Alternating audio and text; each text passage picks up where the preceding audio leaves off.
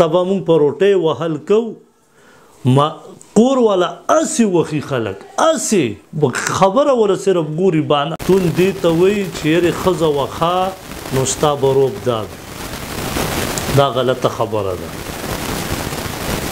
حالن کې د نبي علیه السلام او د نبي علیه السلام بیبیانو هم په خپلو کې کله کله خفګان راتلو. لکه نبي علیه السلام یو ځل عایشې رضی الله تعالی عنها ته فرمایي وی چې ما ته پته لګي چې ته خوشحاله ایمان وخپئ. نبی علیہ الصلوۃ والسلام ته عرض کړي د الله پیغمبره تاسو ته څنګه پته لګي؟ د غیب او علم خو صرف الله ته دی.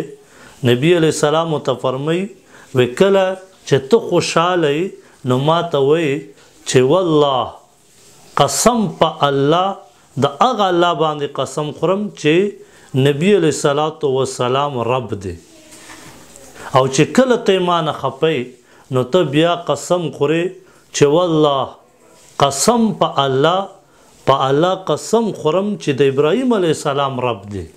نو ما ته پته ولګي چې هلته ته ما ته نیکه یادې او چې کله خوشحاله نو ته ما ته بیا ما یادې.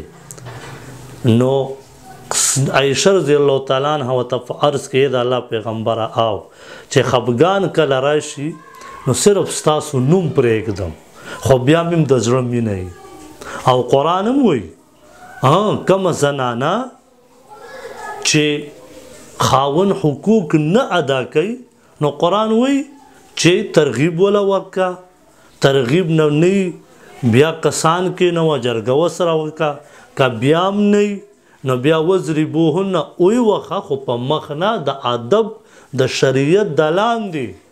نن سبا موږ په روټۍ وهل کوو کور والا اسې وخي خلک اسې خبره ولا صرف ګوري بانه او وخي. نو یاد ساتئ دا نن سبا چې دا کم وهل مونږه کو زنانو ته ورکو خدای راستی چې دا خو زموږ شریعت پرېږده چې دا د کافرو په قانون کې هم نشته.